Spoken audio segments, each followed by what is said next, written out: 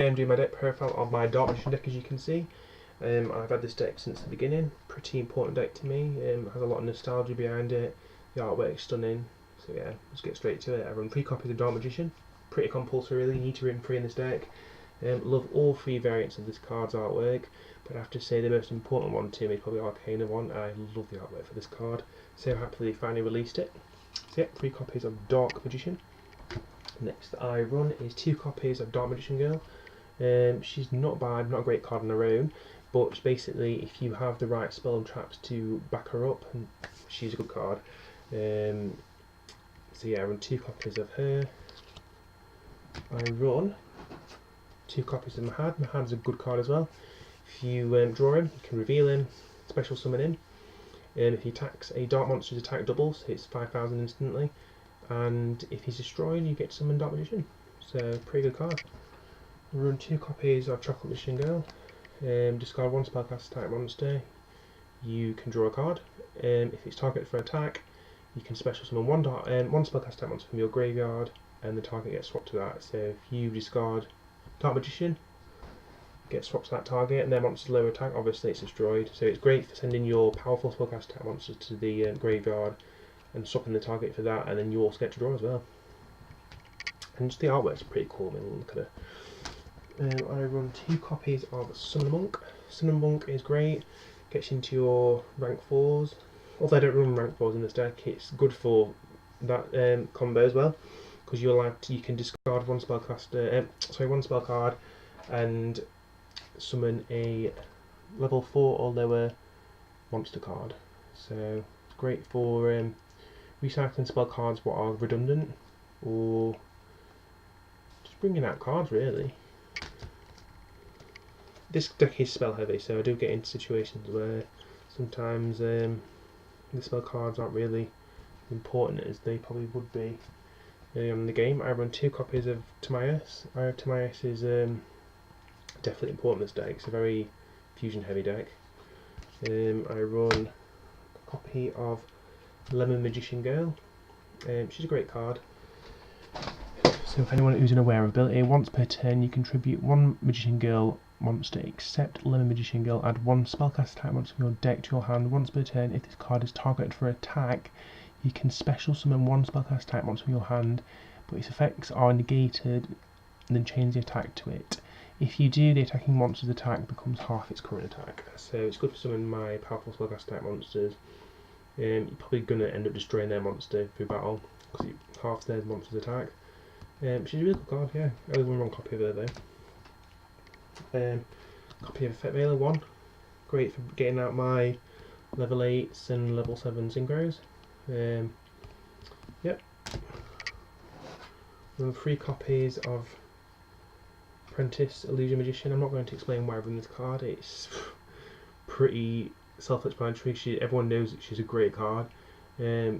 Compulsory in most magician decks, but also dark spellcaster monsters as well. She's great. She's basically honest with a ability to special summon herself and also special summon Dark Magician. So she's a really good card.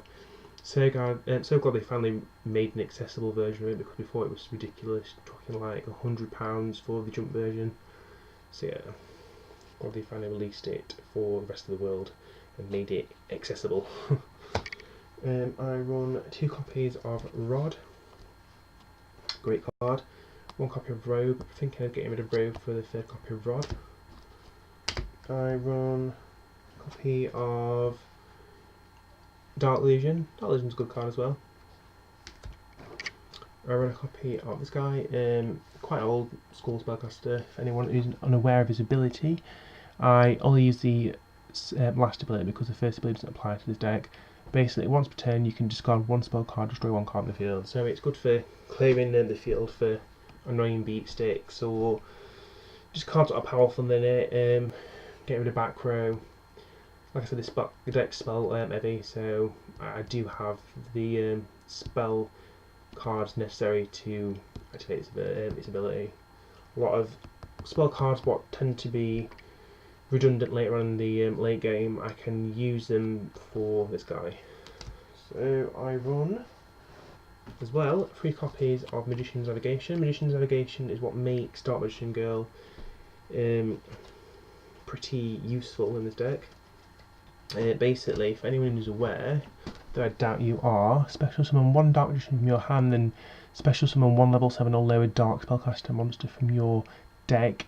If you control Dark Magician, except the turn this card was sent to the graveyard, you can banish this card from your graveyard and target 1 face-up spell track card your opponent controls. It has its effects negated until the end of the turn. So basically, the last ability is good, but I use it mainly for its first ability. Summon my Dark Magician Girl, then once both cards are on the field, I then use Dark Burning Magic.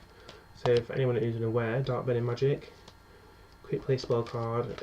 Basically, if you control whose original names are Dark Magician and Dark Magician Girl, draw a card your opponent controls. So it's a great board cleaner. It's a quick play spell as well. Really cool card. It's very situational, but it does work in this deck. So I run it. I run 1 copy of Magic Veil.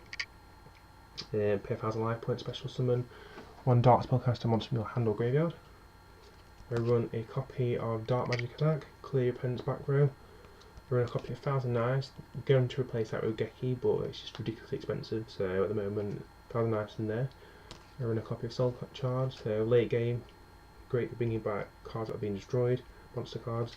Summoner Art, a Dark Magician to my hand. Dark Magic Circle, great for banishing your opponent's cards. Great for searching for Dark Magician Spellcaster, Dark Magician spell track cards. And 3 copies of Law. Law's a great card, allows you to banish 1 dark monster from your hand, and if you do, you can draw 2 cards.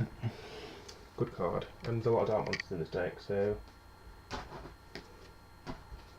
I run 2 copies of Eternal Soul. Eternal Soul is a great card, but it's especially great now since they released a new fusion for Dark Magicians. But basically, every Dark Magician to your monster zone is unaffected by your opponent's card effects. If this face-up card leaves the field, destroy all monsters you control. You can use the following effects of Eternal Soul once per turn.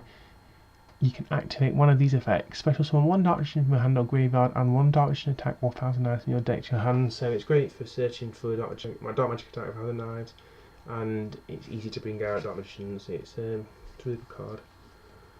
Run a copy of this.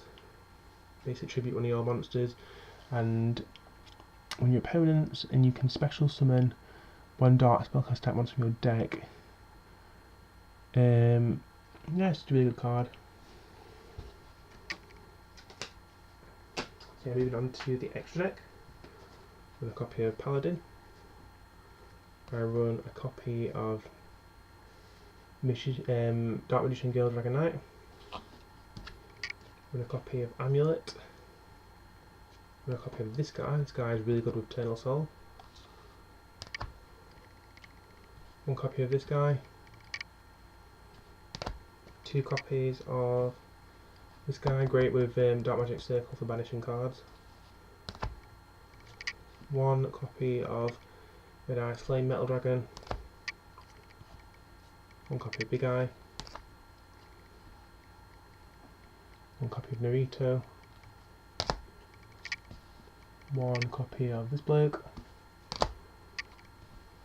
1 Clearwing.